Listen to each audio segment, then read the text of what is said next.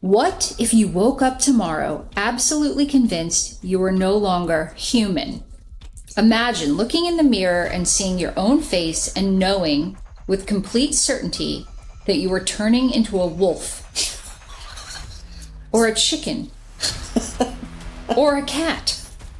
As bizarre as it sounds, psychiatrists have documented all of these cases. Today, we're exploring one of the strangest conditions in psychiatry, clinical zoanthropy, the belief you've become an animal. And along the way, we'll discover something unsettling. One of the most basic assumptions we make, that we're human, may be far more fragile than we realize.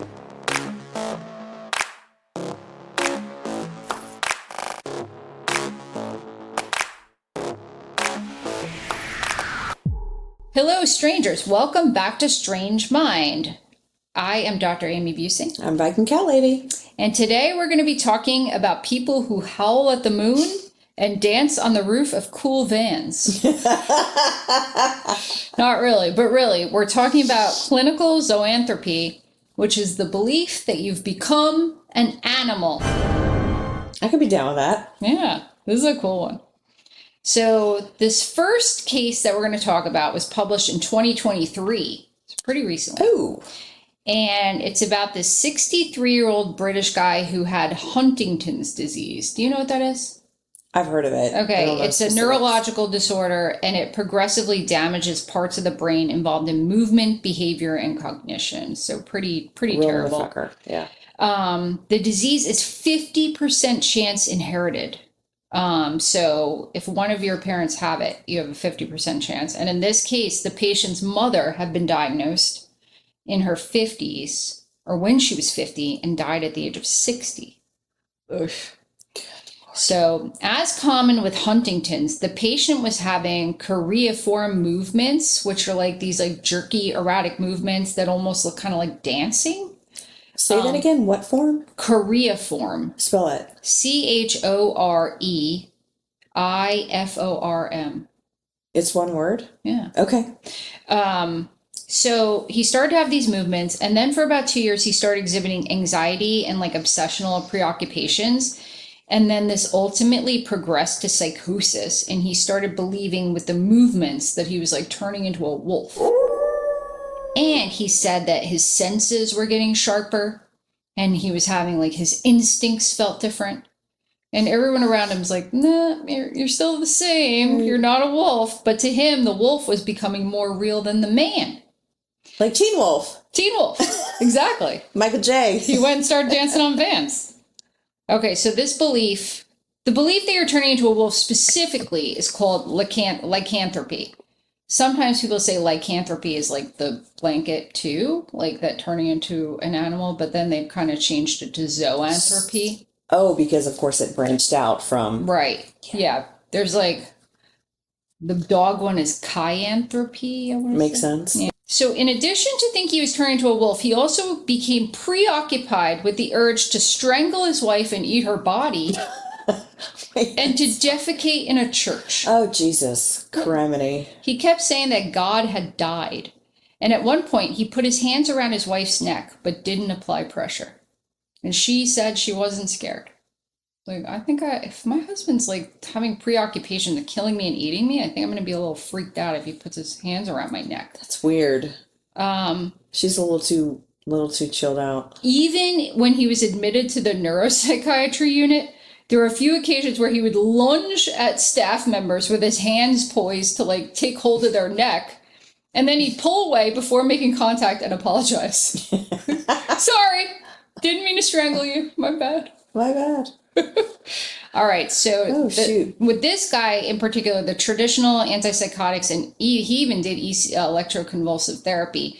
Nothing was working. What year is this? This is 2023. Actually, it's published in 2023, but they don't say. So it was somewhere in the 2023. Oh. So they eventually used clozapine, which is an atypical antipsychotic, and that worked, which is so bizarre how some medications won't work, and then you just take the right one and bam. So 4 years after his discharge, he wasn't even taking any medication, and he wasn't having any symptoms. He was basically healed, like not the Huntington's, but of the psychotic symptoms. He only had mild movement issues. So it went away. But That doesn't make sense. right. Well, I mean, it could. I mean, it's not like it cured it, but like psychotic episodes can be fleeting. You know, Sure. you can have some and it's not necessarily a chronic condition. Huntington's is degenerative, but this all raises a disturbing question. How can a human brain lose track of something as basic as being a human? Fair point. Okay. So this is the neuropsychology, all right? Most of us think we simply know what we are or who we are, right? But neuroscience suggests that the brain is constantly constructing a model of reality that's like, what am I? So we have the body schema, which is the internal map of the body and how we move in space, like when we're moving around. Self-presentation, how we organize all this information that makes us us. And then ownership of the body, the sense that our body is ours. And the feeling of being human isn't something that's like created, it's just continuously being generated as we behave. And it's been suggested that lycanthropy, like Capgras, is a delusional misidentification syndrome. So there's only 56 documented cases worldwide in the medical literature, and this spans back from 1850 through 2022. There were 56. Mostly men, but some women, and ranging in age from 12 to 66. Long before psychiatry existed, cases like clinical lycanthropy were interpreted through folklore and religion. So I came across this case called the Werewolf of Bedburg. This was I thought you were going to say bedbug. It's not as scary. He was a 16th century German farmer, and his name was Peter Stump. So he got accused. Yeah, great. Sorry. Peter Stump, Werewolf of Bedbug. So he was accused of murdering livestock in Cologne in the 1580s. And then under torture, he confesses, likely falsely. He said he was using a magic belt that Satan had given to him, like a housewarming gift. Like, hey, here's this magic belt. And when he wore the belt, he turned into a wolf. So he confessed. I mean, I might confess to that under torture. Whatever you want. I got a belt. I got it. I do it. I do the werewolf thing. It was a gift. Yeah. So he was convicted of werewolfism. It was a thing. And back then there was like all this werewolf panic. Like people, I think we should do a separate episode on that, because there's all this interesting stuff about how like all this shit was going wrong in the 16th century, and like they just needed something to blame it on. So it was like livestock missing, werewolves. Yeah, someone dies, werewolf. Like your daughter's missing, werewolf. Like everything was like werewolves. I hate that they gave werewolves such a bad name. Well, werewolves are friendly creatures. So the guy's convicted of werewolfism, cannibalism, murdering children, killing and eating his own son. Did he actually do that? We don't know. They don't know, because he, as we know from more recent times, that torture does not necessarily yield the most accurate results. But he was also convicted of having an incestuous relationship with his daughter, who was 15. So his punishment in 1589 was breaking on the wheel, followed by beheading and burning. And the poor daughter Wait, what's breaking on the wheel? They like strap you up to this big wheel and just like beat you.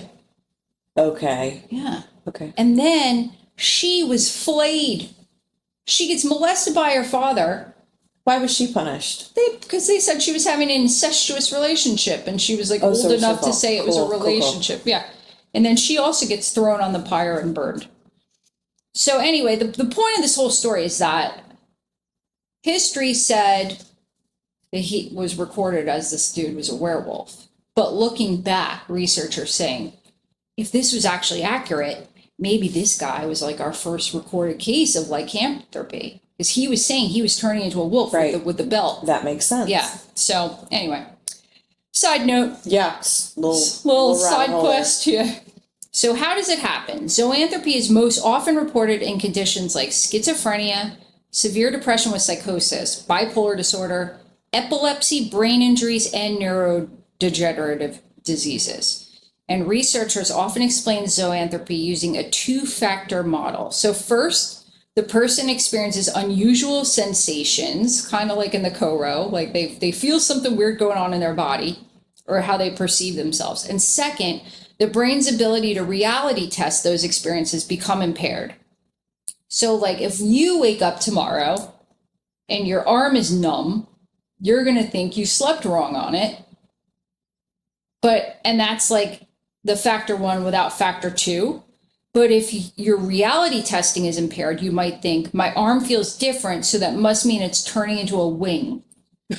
That would be the next thing I would think. And that's when you're missing the factor two. Also. Correct. Okay. So, and then just to state the relevance of the Huntington's case is that they believe that damage to the brain circuits involved in the movement and self-perception may have helped to stabilize his identity. So once they started treating everything like that, he got back to normal.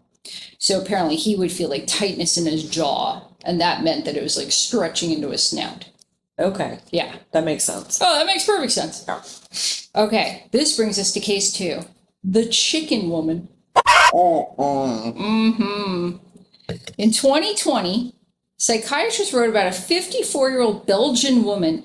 One day, her brother comes home and finds her in the garden, clucking, puffing out her cheeks, pecking at the ground, and just basically acting like a chicken. So when he asks her, what the hell is going on? She starts crowing like a rooster. So she's just a... She thought he was a poultry. chicken. She's a poultry. She thought she was a chicken.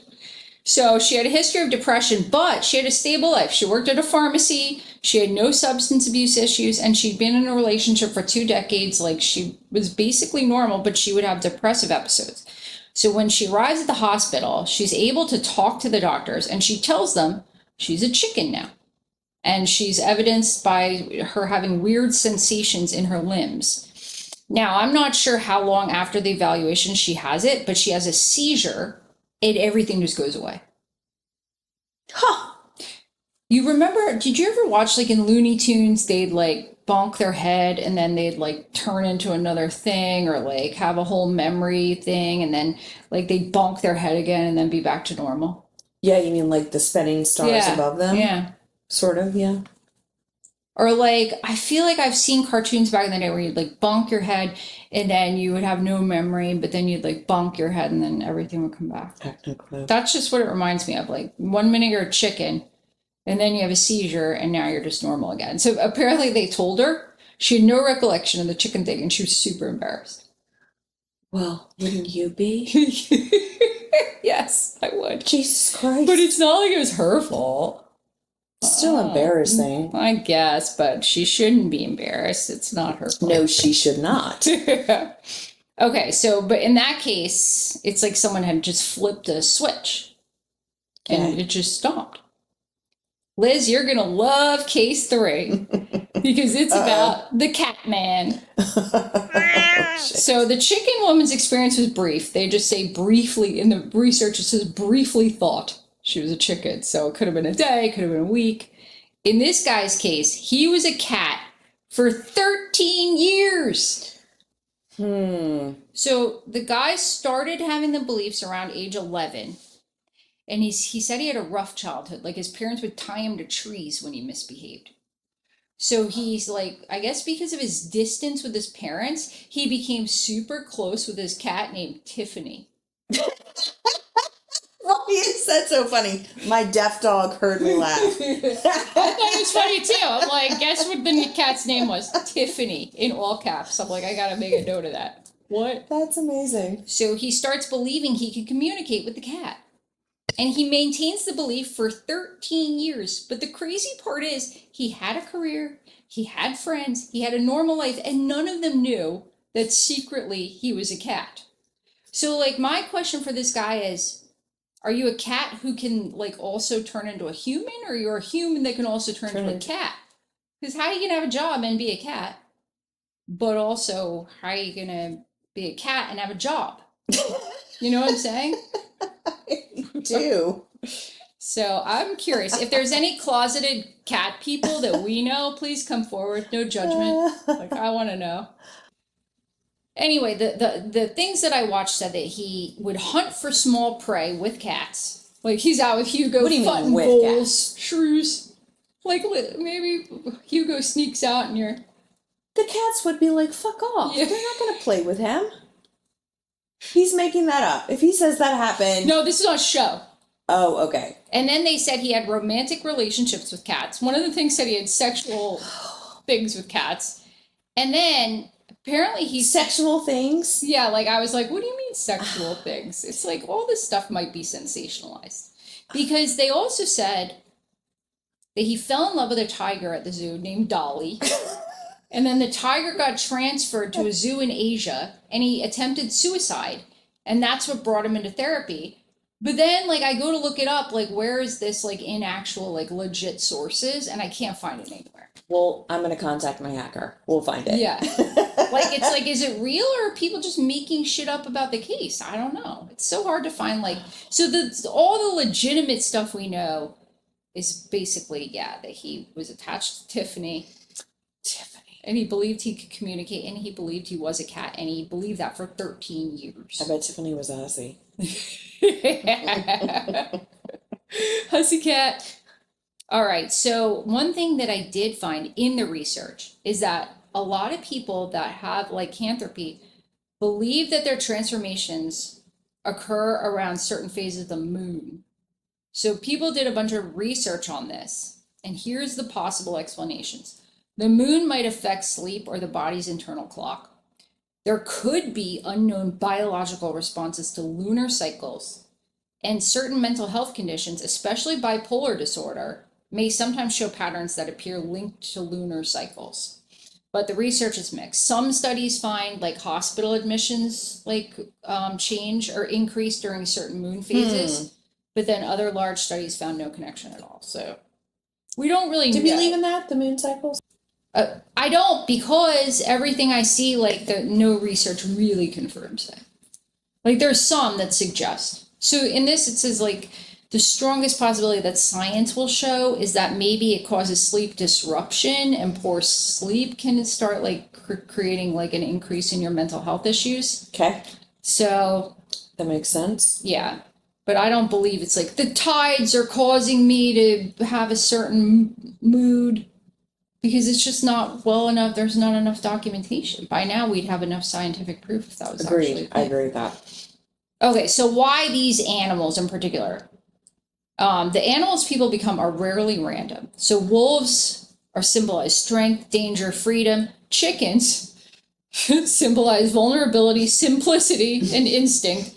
Cats, independence, mystery, emotional distance, companionship. So the main point is the researchers wonder whether the animals have psychological symptoms to the specific person. Oh, yeah. That is an interesting. The thing that's like really interesting is that in the Western cultures, more like turning into a werewolf is just nice, Teddy.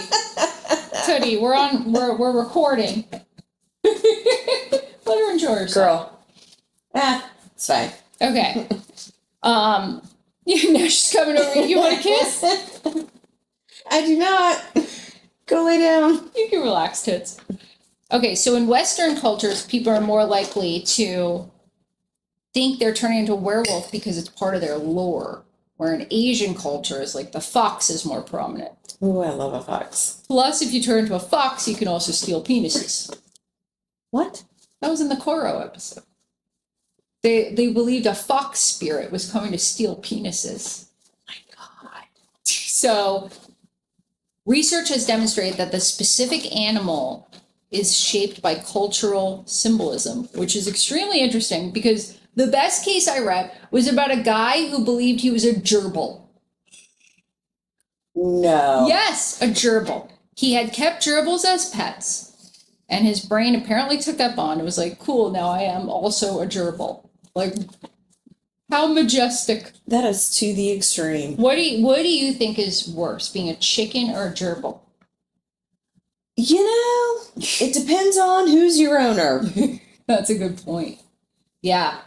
Depends on, because their No, own. like I'm saying, if you're just alone, living here alone, and you had to turn into an animal, Okay. Gerbil. why?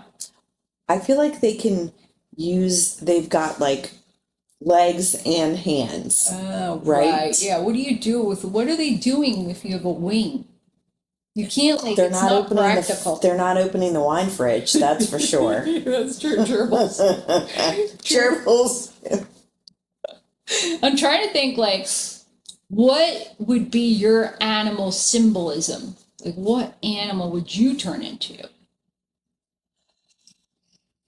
I would be a honey badger. No, you wouldn't. No, Why? I don't know. I don't know, because I have like crazy lucid dreams about flying, so I feel like I would do really well as a bird. Yeah. But But at the again, same you time- can't, you only have wings. Exactly. How can someone believe they're turning into a bird, though? They can't, because unless they're going to jump off the roof. To be like, I can fucking fly or not. Right. I don't know. I like the cat idea. I'd probably go with cat. I want to come back as my own house cat. Yeah, exactly. I always think I want to that. be a house cat. A spoiled house cat, for sure. Kidding. Just sleeping, getting pet, eating. It's the best. Doing whatever the fuck you want. Yeah. Clearly just grooming. That's a dog, but right. okay. All right. Finishing thought. The wolf man, the chicken woman, the cat man. At first, these stories sound absurd, but look a little closer and they reveal something profound. Every one of us depends on the same 3-pound organ to tell us what we are. We trust it completely. Yet in rare cases, that same brain can decide that the person looking back from the mirror isn't a person at all. So maybe the lesson of these cases isn't that some people believe they're animals. Maybe it's that identity itself is far stranger and far more fragile than most of us ever imagine. And that might be the strangest thing of all. Here, here. So thank you for tuning in, strangers. Rate the... I know people are listening. Because I can see that people are listening. So why do we only have 5 ratings? Dude, take the click. Oh my God. Okay, so somebody asked me, you have to go to the main page of Strange Mind and then rate it. You don't rate the particular episodes, I guess. So there's a hint. Also, follow us on all the social media stuff. Or else. Or else. It's curtains. Wolfman's coming. All right. Peace out, strangers. All right.